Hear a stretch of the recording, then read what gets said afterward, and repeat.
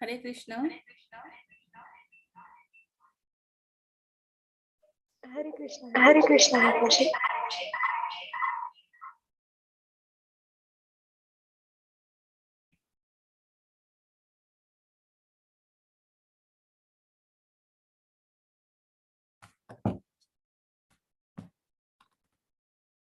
Okay. Shall we start?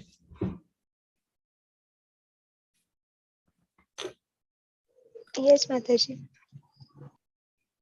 Om Ajnanatimirandasya Jnananjanashalakaya Chakshurunmilitam Yena Tasmai Shri Gurave Namaha Shri Chaitanya Manobhishtam Stapitam Yena Bhutale Swayam Rupaya Kadamahyam Dadanti Swapadantikam Namah Vishnupadaya Krishna Preshthaya Bhutale Srimate Bhakti Vedanta Swami Iti Namini Namaste Saraswati Devi Gauravani Pracharini Nirvisesha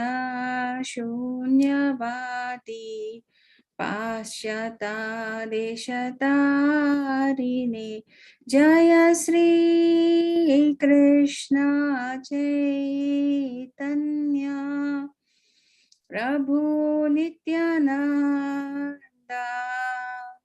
Shri Advaita Gadadhar Shrivasadi Gaur Bhakta Vrinda Hare Krishna Krishna Krishna Hare Hare Hare Rama Rama Rama Hare Hare Hare Krishna Krishna Krishna Hare Hare Hare Rama Rama Rama Hare Hare Hare Krishna Krishna Krishna Hare Hare Hare Rama Rama Rama Hare Hare Hare Krishna. Hare Krishna, Mataji. Hare Krishna, Mataji. Hare Krishna. Are you people ready with your description? Last week assignment? Yes, Mataji. Yes, now you can start, Kritika. Okay.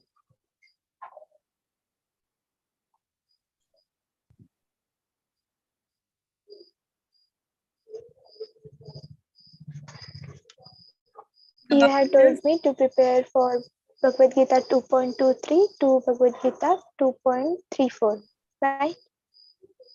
Yeah, I'll just open this. Okay. Okay. Yes, ma'am. Yes.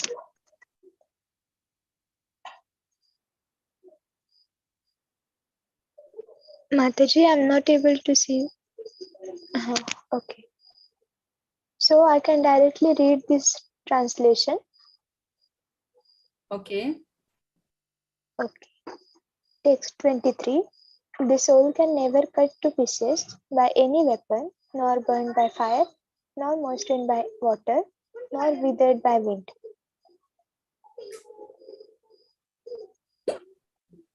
Text 24. The individual soul is unbreakable and insoluble, and can neither burn nor dried. He is everlasting, present everywhere, unchangeable, immovable, and eternally the same. Text 25. It is said that the soul is invisible, inconceivable, and immutable, Knowing this, you should not grieve for the body.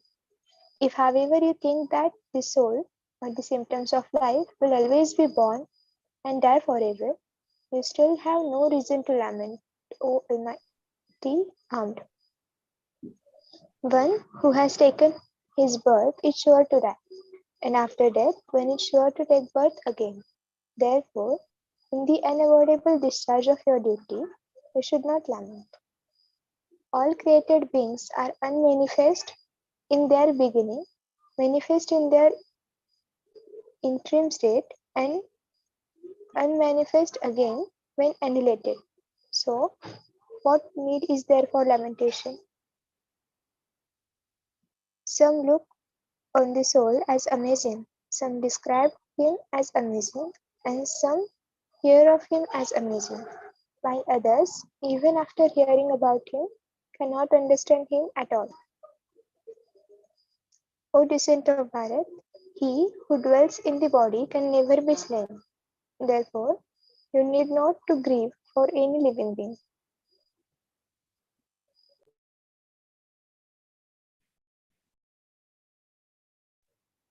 Okay. Considering your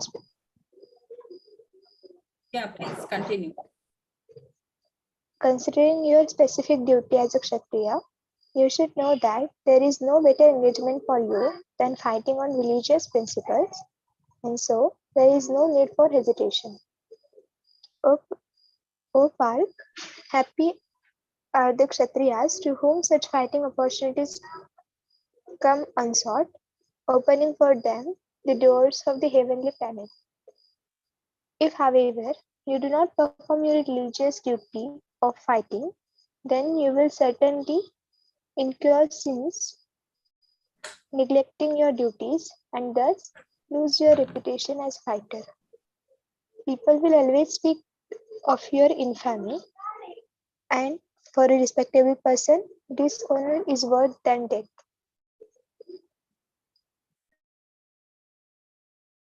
Yeah. Can you please explain like what exactly you have understood by reading these translations? Yes, Mataji. In the text 2.23, Krishna is saying that we are pure soul, right? So our soul can never be cut by any weapon, nor it will be burned by fire, moistened by air, withered by wind, etc. And then he's saying that the soul is unbreakable, as he explained earlier. Therefore, we are everlasting and we are present everywhere unchangeably, and we are eternal.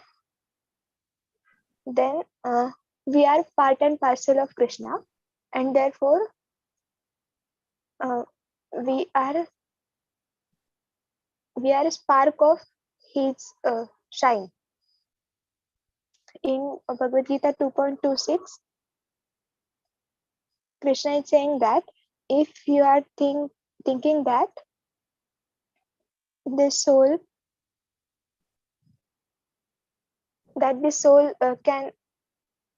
can never be die, then you have no reason to lament. So don't lament. And after that, he is speaking about Kshatriya's duty. So Kshatriya's duty is to fight for religious activities. So it's saying to Parth, means Arjun, to fight. Do not hesitate to fight, and don't lament for such foolish reasons.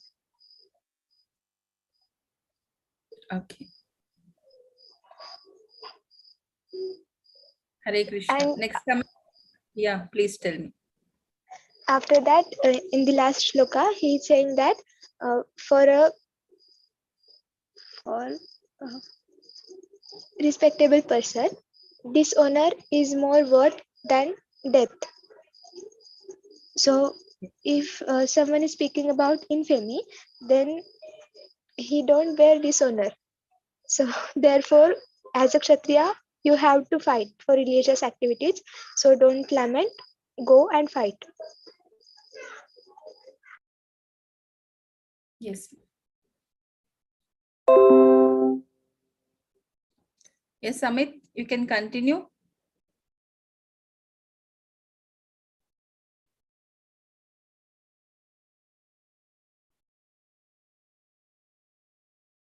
Hare Krishna, Amit. Hare Krishna Mataji. Hare Krishna. Am I audible? Yes, you're audible, ma. 2.35. Mm-hmm. Everyone who are great generals will think that Arjuna have left the battlefield for fear of his life. For that reason, Arjuna's value will be decreased.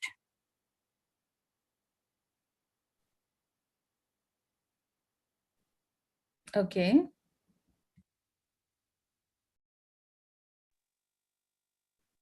Yeah. Next. Next, 2.36. Krishna says that Arjuna's enemies will think that Arjuna left the battlefield and left the battlefield for fear, and described it.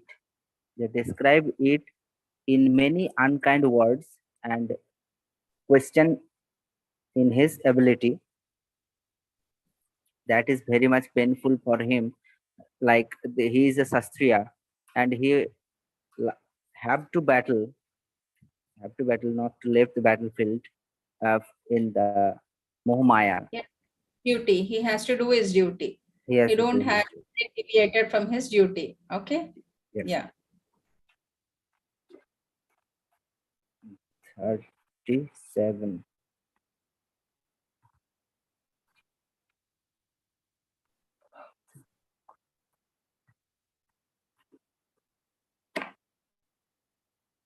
O son of Kunti.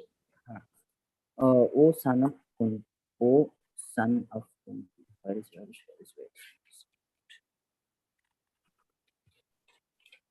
O son of Kunti, either you will be killed on the battlefield and attain the heavenly planets, or you will conquer and enjoy the earthly kingdom. Therefore, get up with determination and fight.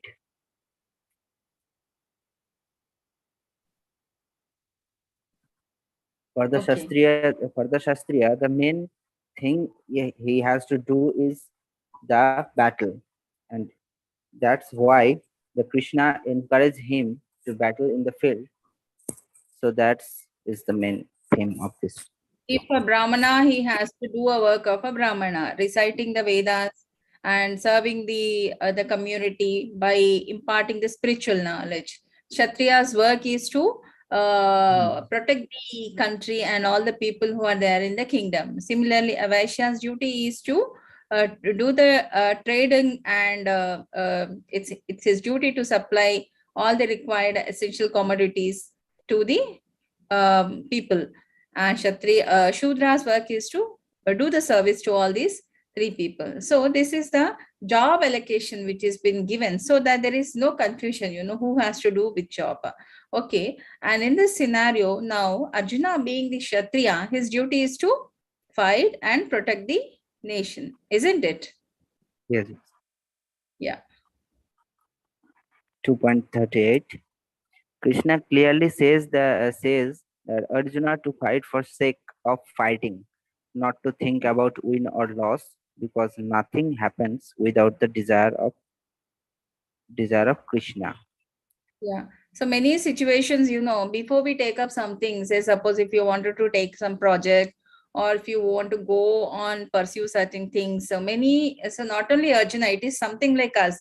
We'll be in that Arjuna state of mind, conflicting situation, whether to go ahead or to stop, isn't it? So we always think before preparing for exam, will I pass or will I get good marks? Is it okay on my part? My preparation is good or not? We have got many questions in our mind, isn't it? So, but what Lord is saying is just you have to do it as a service of the Lord without thinking about what the consequences of it. But provided we have to put in all our energies into it so that it happens to the fullest. Next. 2.39. In that verse, Krishna concludes the Jnana Yoga, which he has just taught. Sankhya means by which true knowledge. 2.39. Thus far, I have described this knowledge to you through analytical study. Now listen As I explained it in terms of working without fruitive results, O son of Pritha, when you act in such knowledge, you can free from the bondage of works.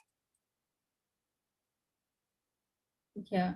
So he's here, Lord Krishna is saying to Arjuna, whatever you're doing, you do it as a job, okay, as a service towards me. So then automatically you'll be free from the bondages. Next.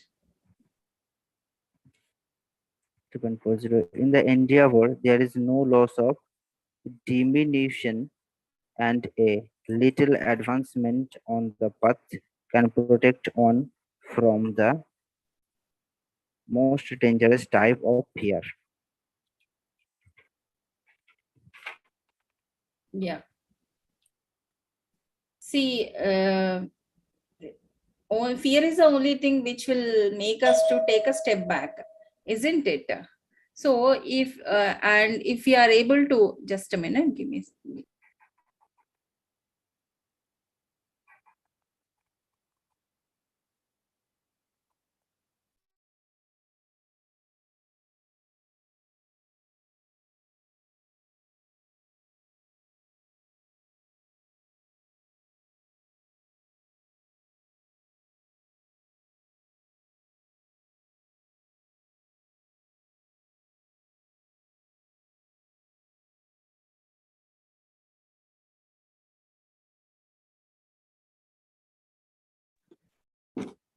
So here Arjuna is saying, so there is no loss, like fearing whether you will win or not, isn't it? So whatever situation, whether it's a good or bad, the first thing is to take a forward step ahead, so that whatever may be the consequences, we should do it as a service towards the Lord. Loss means we will learn something, gain means ultimately we will be the victorious person. Next. Oh, sorry.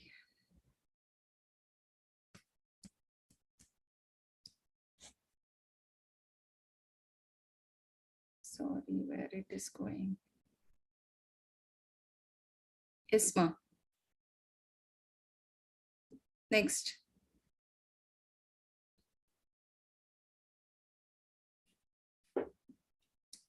Hare Krishna. Hare Krishna Hare, Maharaj. yes. Those who are on this path are resolute in purpose, and their aim is one. O beloved child of the Kurus, the intelligence of those who are irresolute in many branched. Okay. So,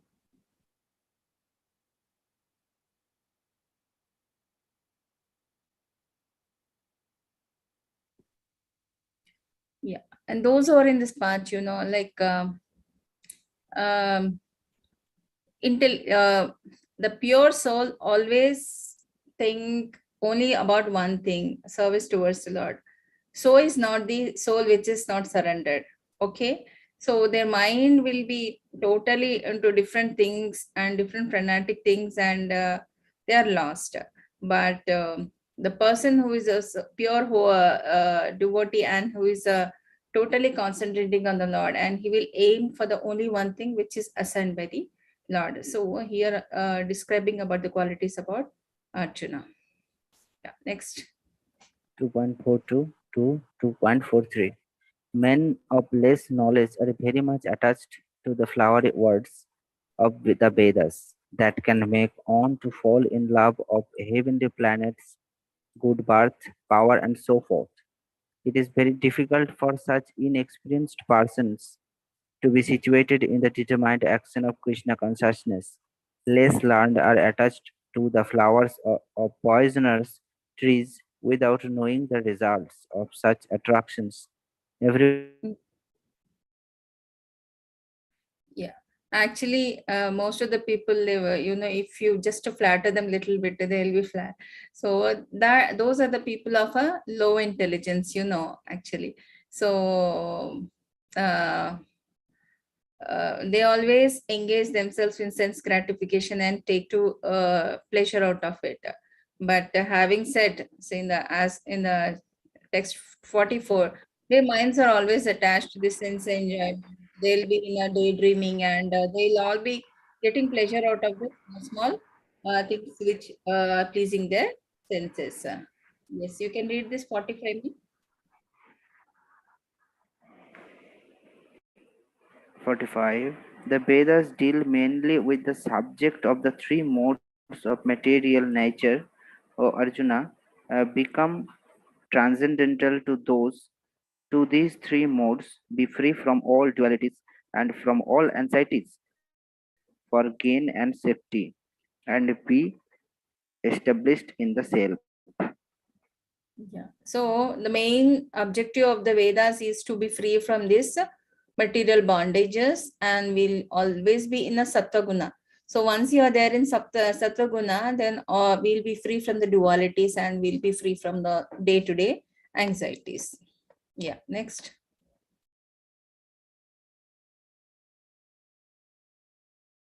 Shall I explain? Hare Krishna. Yes, Mataji. Yeah. So whatever the Vedas which are there, it is something like a small well, you know. Whenever we need a water, we'll just pull out some water and we'll use for whatever the purpose we require them. Similarly, the Vedas are the treasure for us. So whenever we require to enlighten ourselves, we go there and we read and we seek and try to get the benefit out of it. Okay. And you have a right to perform your prescribed duty, he's saying. So you're not entitled to the fruits of action. It is very much required in our day-to-day life also. Sometimes we will see, okay, sometimes when you're writing exams or doing some task, so at that time also you will think, okay, like, yes, I wanted to, what do you say, uh, uh, prepare well for my exams, but the results and all, I don't know, God knows. So like that, in many situations in our life, such a things will come. And yeah, sorry, why am, yeah.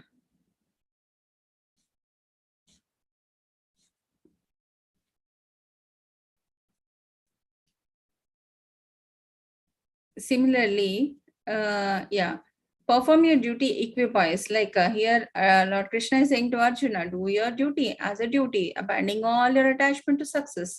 So such yoga is called as the highest form of the bhakti yoga. So here, Lord again is saying to Dhananjaya, that means Arjuna. So if you really wanted to do a devotion service, you have to keep yourself away from all the things which your senses requires. So if you attain to such a consciousness, then it becomes easy for you to surrender onto Lord. And but those who wanted to enjoy the fruit of the labor, then they are in a state of a misery. Okay. So definitely a man who is engaged in devotion service rids himself of both the good and bad reactions even in his life. Therefore,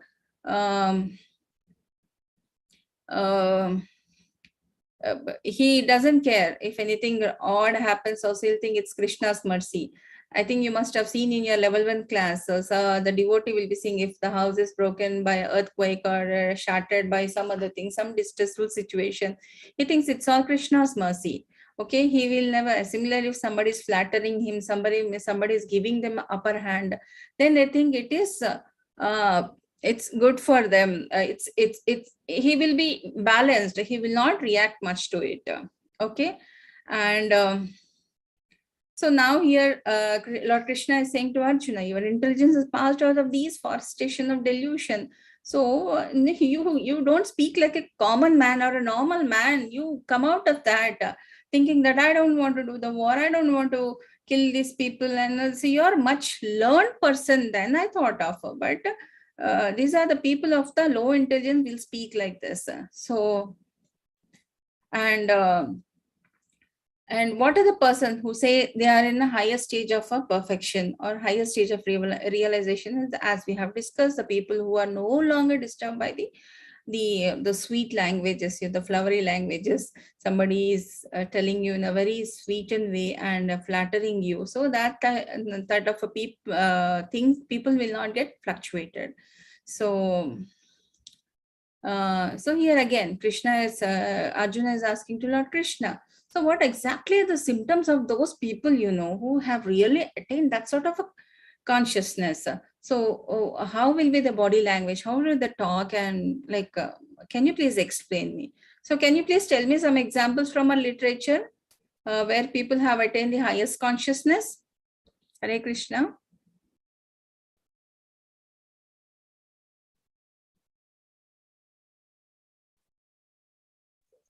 Hare Krishna, Mataji. Yes. Any example from our literature? Amrish Maharaj.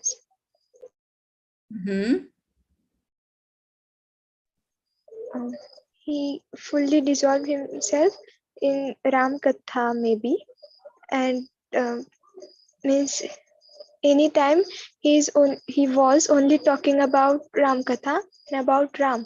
That means his full consciousness, his body, his mind, his hands, his eyes, everyone is absorbed in Ram only. Very nice.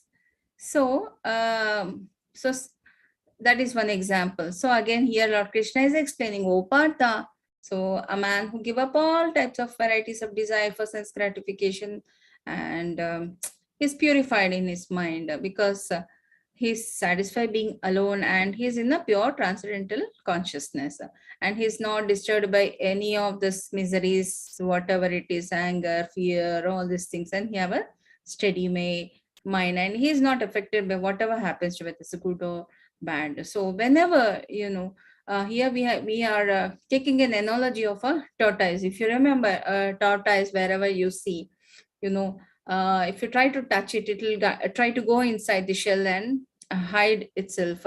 So once the danger is out, then it will come out and peep in, and it will come out, and it'll do its routine work. Similarly, a person who is in the higher stage of consciousness will try to withdraw himself from all the material senses, and once he is in the spiritual plane, again he'll become normal, and he will try to do his sadhana and all. Okay, so here how does this people of a higher consciousness comes means people who are not restricted by any sort of a sense organ, because all the senses, I think if you remember from your level 1 class, one picture where all the 5 senses represent the 5 horses, and Jivatma and the Paramatma will be sitting in the charioteer as a soul and the charioteer. Okay, so when all the 5 horses represent the sense organs, when all the 5 sense organs are under your control, automatically you will be leading it, isn't it? Here, the person who is in a Krishna consciousness, he has already surrendered his soul to the Krishna. So all his senses are always engaged in pleasing to the Krishna. So his mind become fixed in that. So the senses are so strong and impetus, O Arjuna, that they forcibly carry the mind away, because it's very, very, very difficult to control the mind, because you can even control the wind, I think, or maybe some other thing, but to control the mind, it's a Herculean task in itself. So how it is possible? Just by fixing your mind onto the Krishna consciousness, and upon him it becomes easy for us. So if you don't fix your mind, then automatically your senses will see, your eyes see something, your ears want to hear something, and your tongue wants to taste something, your body wants something. So automatically you'll have an attachment for all these things. Once attachment comes, automatically lust will develop for that. And if your lust is not completed, automatically the anger arises. So from anger, again, you people will lose on their sensors or whatever it is, and they will lose the memory. Sometimes if you take an example of a typical alcoholic, I think Amit, you can explain about the alcoholic person. How does he behave? Hare Krishna. Hare Krishna. Yes. Alcoholic person who consumed too much alcohol and roam another hereafter. And beside the roads, he lay down, and 2 or 3 days he laid Yeah, he in lose the on his roadside. yeah, he lose on his control over the body, his mind, his speech, everything, isn't it? Till then, he'll be a gentleman. The moment he's attached to that alcohol and he consumes that alcohol more than the required prescribed quantity, then he will lose on his control, isn't it? He will speak all blah blah blah, mama, whatever he wanted to speak. To a certain extent, if it exceeded certain dose, automatically he's going to lose on his control over the body also. So this is one example. We have many like that. So is a person who don't fix his consciousness on Krishna. So for one, the satisfied in Krishna consciousness. So how about the case in Krishna consciousness?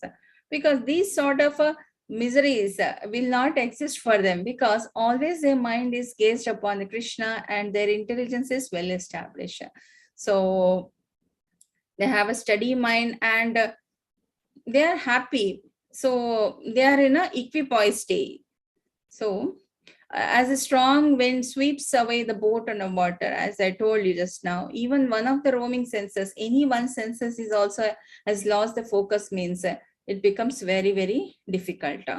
So here Lord Krishna is saying to Arjuna, oh mighty Arjuna, so whose senses are restrained from their objects is certainly of the steady intelligence. So his mind is not favored by anything. He's not servant to his senses. That means automatically he has a study over his the sense control over his senses. So what is night for all the beings is the time of awakening of the self-control. Yeah, if you think what do you say, if you go by literature, you know, if you go by Bhakti Siddhanta Saraswati Thakur or Bhakti Vinod Thakur, our Goswamis, our Srila Prabhupada, you know, they time for sleep was very much restricted to not more than 2 hours, you know.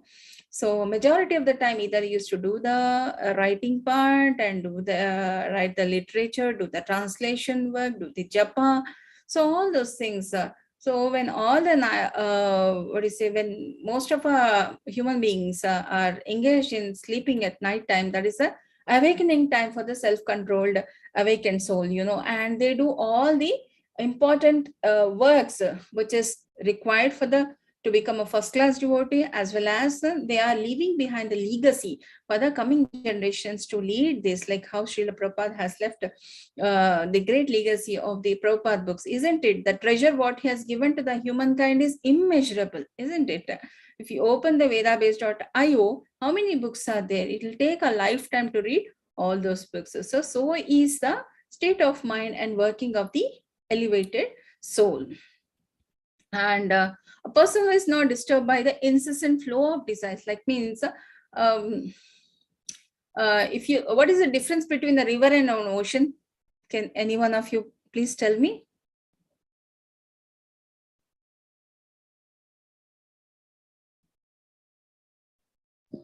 Ocean is the place where many rivers can come. Okay. What is the main difference between these two?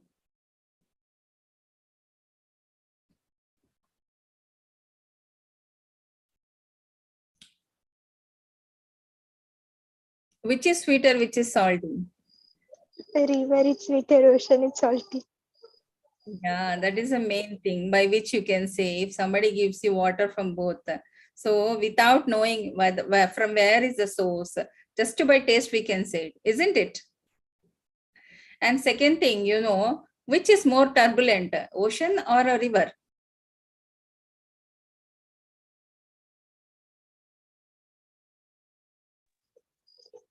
Mataji, I can't hear you. Can you please repeat? Yeah, which is turbulent, more turbulent? It's a river or an ocean? Ocean. Yeah, yeah. So, so a person who is not disturbed by incessant flow of desires, that means even if the senses are acting like, senses are like an ocean, they try to disturb you all the time, but still you maintain the calm poise, just a standstill river, So only such sort of a person can achieve the peace, not the person who is in a turbulence. Okay. I can also give an example of a standstill lake or a river, if you see, a river, fresh water, if you see like Ganga or Yamuna river, from that Gangotri and Yamunotri, the water are very crystal clear, you can even see the fishes which are there inside the water. Okay. So, and if you, that means they are so clean, neat, and stand still. So similarly in an ocean, you can't see that, isn't it? So such should be the mind of a devotee of a Lord. Okay. So again, here Lord Krishna is saying a person who has given up all desires for sense gratifications, who lives free from desires, and who has given up this false ego, everything and all, can only attain the real peace. So this is the way of spiritual and godly life. After attaining this, a man is not bewildered anymore. Okay. So such a person can remember the God at the time of entering into the kingdom of God. So after all this sadhana is that as you go in the subsequent chapters is to remember the Lord, and our ultimate goal is to go to the Goloka. Okay. Hare Krishna. Hope it is clear. Second chapter mainly says that don't lament over the temporary things. They say what are the characteristics of the soul, and what is the size of the soul, and what are the duty of a Kshatriya. And Krishna is saying to Arjuna that why you should not, you're an elevated soul, and this is not kind and right on your part to say no to your duties. Okay. And at the same time, when Arjuna will ask to Krishna, what are the exact qualities of a person who has attained higher state of consciousness, then Lord Krishna is explaining to Arjuna. So 1, 2, 3, 4. So these are the one, like a person who is equipoised and he is balanced and he don't lose his temper, and who don't give to succumb to the temptations of senses. Such a person is eligible to enter my kingdom. Okay. And next we'll come on to the Karma Yoga. Shall I explain this also? Hare Krishna. We gave work to other participants, but they haven't joined. So coming to the third chapter, that is Karma Yoga. Here again, Arjuna is asking to Krishna, "Oh Janardana, oh Keshava, why do you want to engage in this ghastly warfare if you think that intelligence is better than fruitive work?" So again, our intelligent Arjuna is asking to Lord Krishna, so why you want to do it when you're thinking that reading the Vedas will free you from all these three modes of material nature and will take you to higher planets and all those things? So now again, why are you asking me to fight? So still he is confused, isn't it? He don't know. Like he's saying, yes, you have to go for the war. So he's still not understanding his roles and responsibilities as a Kshatriya, isn't it?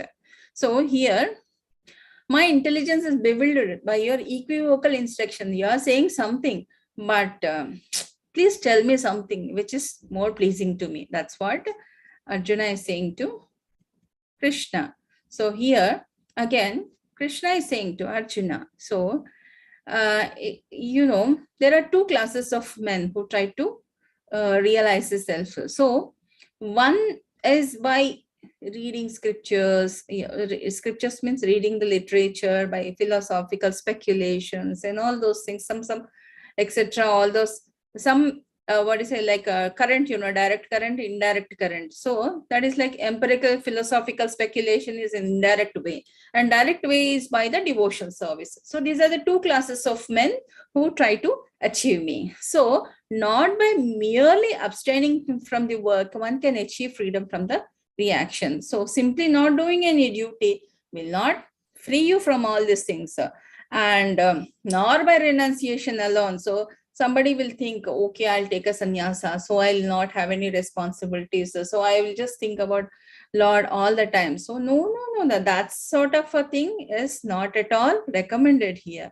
So what exactly is to be done is everyone is forced to act helplessly according to the qualities he has acquired. Say, suppose if somebody is a teacher, they have to teach. I'm a doctor, I have to do my profession. Like somebody is a engineer, he has to do his work. Some is by profession, he's a lawyer, he has to practice the law. And if you are a married man, you have to take care of all the responsibility what you have, and all those things. So with all the responsibility entitled for you, and you have to be in a mode of a goodness, carry out your activity. So that's how you become an attainment. Simply merely you say, no, I don't want to do any of this and escape from this, is not at all a solution. So that's what Lord Krishna is saying to Arjuna. So at the same time, he who restrains the sense of action, so and like he'll try to control, not like that, automatically when you surrender your mind, intelligence, ego onto the Lord, all the senses will come under control. So you don't try to what do you say, balance this, control this, not like that. Automatically it should come. Okay. And on the other hand, since a person tries to control his active senses by mind and begins karma yoga, that is in Krishna consciousness without attachment, is far superior, because it is not a quality of an elevated devotee to enjoy the fruits of his action. It's a quality of a superior quality devotee to enjoy action of his, not to enjoy the action, but just think and do the work which has been assigned to him. So yeah, so whatever job which is assigned to us, we have to do that without thinking about the consequences for that. Okay. So any work which is done as a sacrifice towards the Lord will not have any bondages. But so is that if we are doing any work towards pleasing our own senses, will definitely cause the bondages. So in the beginning of creation, our forefathers, Manu and everybody were there. So those, yeah, you perform the sacrifice. They have performed many sacrifices, Our forefathers have built some lakes, some dams, and whatever it is. So they are not the generation, like many people have planted so many seeds, which have become huge trees now, They have just done their job, isn't it? Whatever the technology what we are using right now. So everything has been created by our forefathers. So that is a type of a yajna. So it is so that it will be used for the next coming generation, and so that it makes their life easy. So such should be the yajna. So it is called as akarma, what we do towards the service towards the Lord. Okay. And vikarma is a prohibited action. Prohibited action means, say, suppose if he's a Brahmana, he don't want to do his work, that means he is totally denying his responsibility. Similarly, now our Arjuna is in his place. He's totally denying his duty. He don't want to do, because he is under the spell of Maya, and all his senses are not concentrated on the Lord. Okay. So yeah, as we go further, I think in the last chapters, the types of food which will affect our consciousness, and that's what is been emphasized here, that whatever, because that karma cycle, once yajna has been done by our forefathers, then it will go evaporate and become the clouds. Then when it is hit by a mountain or a hill, then the rain will be there, then we'll get a food grains, and whatever the food grains, because it's all because of yajna, isn't it? Nothing is happening like we have put on a switch and something is coming, isn't it? So whatever it is been produced, that we have to offer it to the Lord first, then we have to take it as a prasad, and then whatever, in this process, certain amount of sacrifices of small bugs and ants and some small things will be there. No, all those papa karma will be inculcated. By offering it to the Lord, we'll be free from all those things. Okay. And so regulated activities are prescribed in the Vedas. What exactly has to be done at what point of a time, and we have to act accordingly. Okay, and here again Lord Krishna is saying to Arjuna, my dear Arjuna, one who does not follow in human life the cycle of sacrifice thus established with the Veda will lead a sinful life. Because you are a Kshatriya, you have to do this duty. You are a Vaishya, you have to do this duty. You are a Brahmana, you have to do this duty. So if you are denying that, then automatically, simply, why to think about Arjuna? If a first class boy is not doing his homeworks and writing his exams, will he go to second class? No, again he has to repeat it. Simply, for a human life, what is prescribed for us, if we don't do it, we have to repeat it all. Okay. So, but for one who takes pleasure in the self and whose human life is oneself, and who is satisfied in self, only fully separated from him, there is no duty. Okay. So, a self-realized man is out of all these things, and he always engage himself in doing his work, and he is not dependent on anybody. Whatever with the limited resources what he has to try, he will try to satisfy himself with that as a service towards the Lord. So here Lord Krishna is saying to Arjuna, therefore, without being attached to the fruit of activities, one should act as a matter of duty, for by working without attachment once attain the supreme. So who is the person who attained the supreme? Is the one who is doing the karma. That is the karma yoga, like a karma, that is as a sacrifice towards the Lord. So that so is a person will attain the Goloka. Okay. So here we have an example of Janka Maharaj, and next I think we can take an example of Ambarish Maharaj, as Kritika told. So here, O son of Pritha, there is no work prescribed for me within all this planetary system, nor I'm a want of anything, but nor I have a need for obtaining anything, because everything is created by Krishna. But yet I'm engaged in the prescribed duties. So he is watchful. He is watching all our activities from a distance, and he's trying to make us realize. That means, what do you say, if you put something into the training, then once it gets trained, you become a better person. So similarly, engaging yourself in a devotion service is one way to elevate your consciousness. That's what Lord Krishna is doing to all of us. Okay. So, but if you fail to do that, then definitely we have to repeat the cycle. Okay. So by not doing duties, what happens? So even the most unqualified people will speak very wrong about you, and simply waste of time, and definitely you're not going to fetch anything out of it. So who are the people who deny the deity? They are the ignorant people. They always wanted attachment to the result, and so such people will always do without any what do you say, they don't want to do the duty. Okay. So one should always engage them in all sort of activities by surrendering on to the Lord. Your mind, intelligence, ego is been surrendered to the Lord, and engage yourself in Krishna consciousness. Okay. So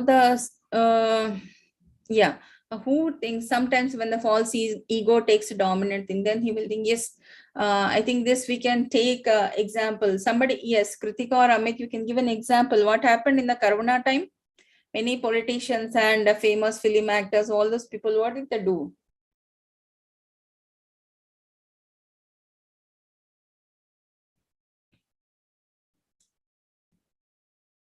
Hare Krishna. Hare Krishna, Mataji. Yes. So what did they do? They were giving something in charity, and posing the picture in the media, isn't it? Yes, right. Yeah. So is it right or wrong? It is wrong.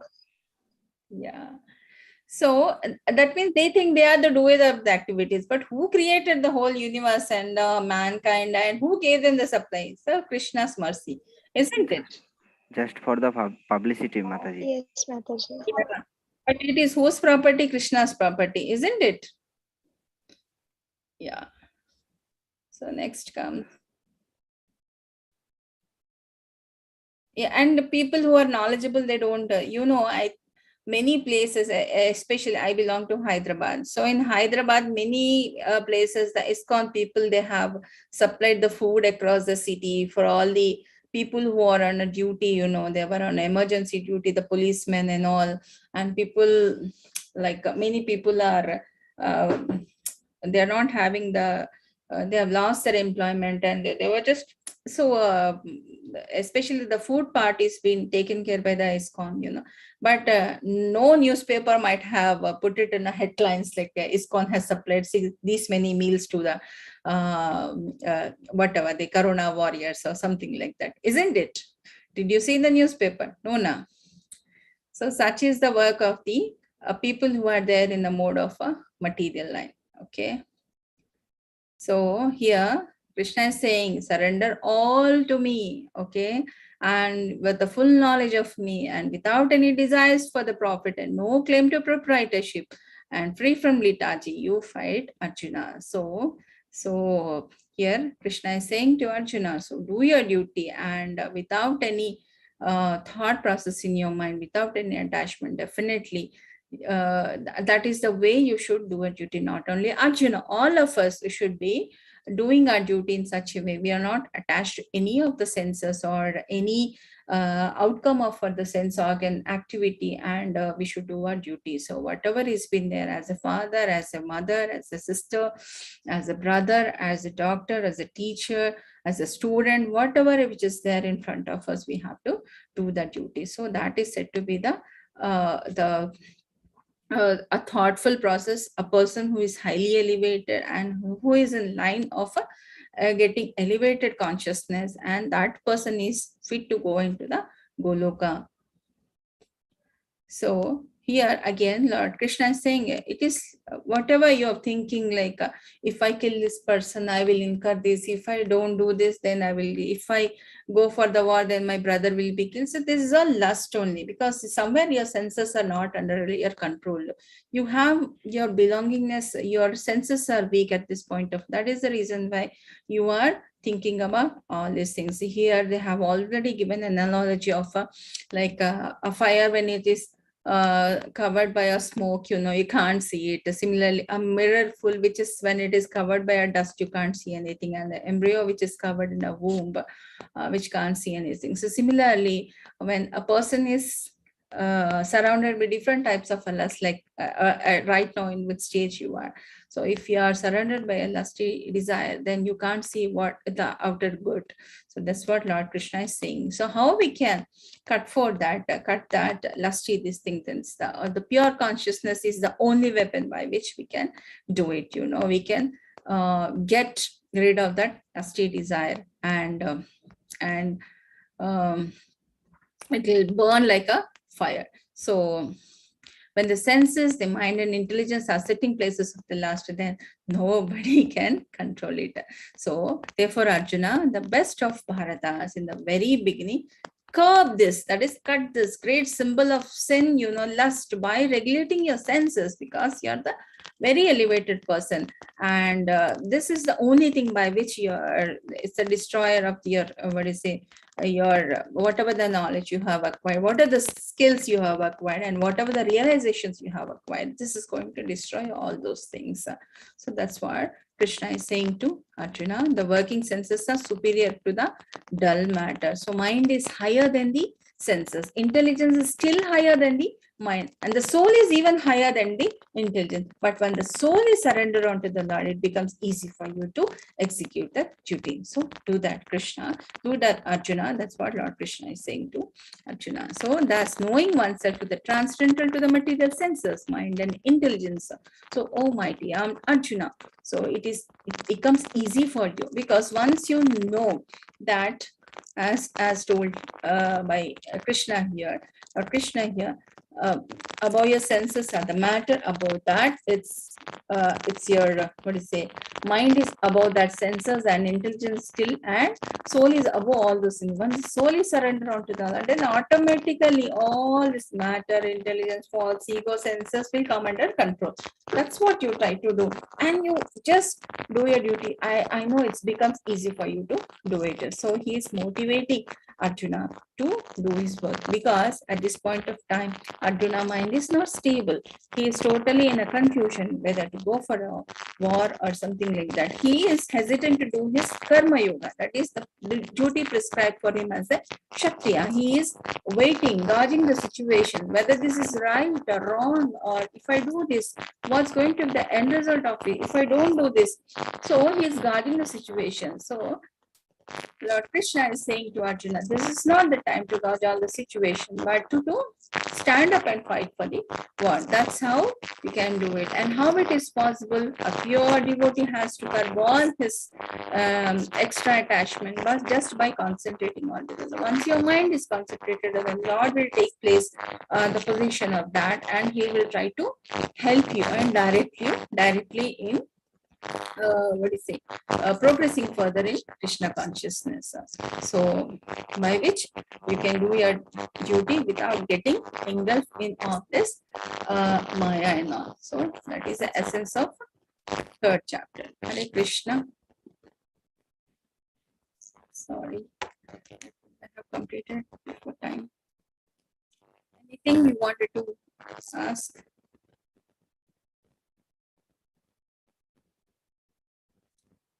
Hare Krishna, anything you wanted to ask? No?